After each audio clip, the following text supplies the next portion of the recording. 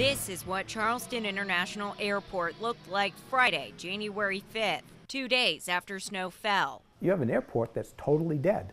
It's totally, absolutely useless. At that time, Michael Gagney was in Massachusetts with his family, but that wasn't the original plan. The plan was to fly back to Charleston on Wednesday, the day of the storm.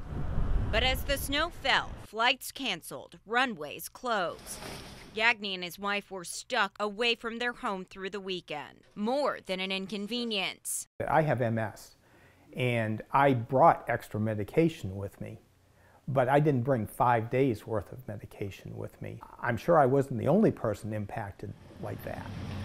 The U.S. Air Force owns the 2 runways at the Charleston airport. This agreement we acquired through the Freedom of Information Act shows that the Air Force is responsible for maintenance.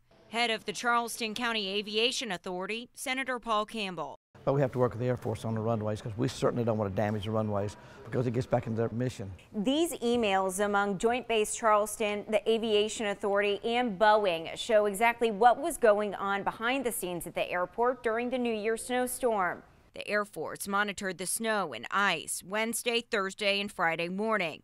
It then contracted snow removal services Friday afternoon. But I think there were better ways, or there could have been better ways to make it safe sooner. Last week, I reached out to Joint Base Charleston officials questioning their response to the winter storm. A representative responded, explaining a new task force is now formed to come up with a new winter weather plan. Campbell looks forward to that plan. In the meantime, we have a contingency plan in place, so if it comes tomorrow or next week or whenever, we can move much quicker on it. He says he wants to be mindful of cost. I don't think the people in Charleston would appreciate us going out and spending, a quarter or $500,000 on equipment we use every 30 years. He says there are other options, chemicals, mobile equipment, all which will be discussed with the Air Force.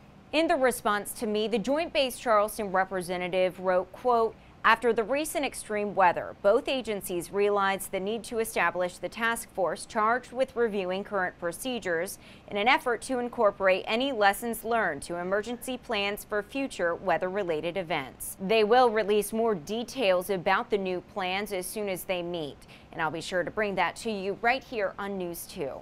Libba Holling, Count on 2.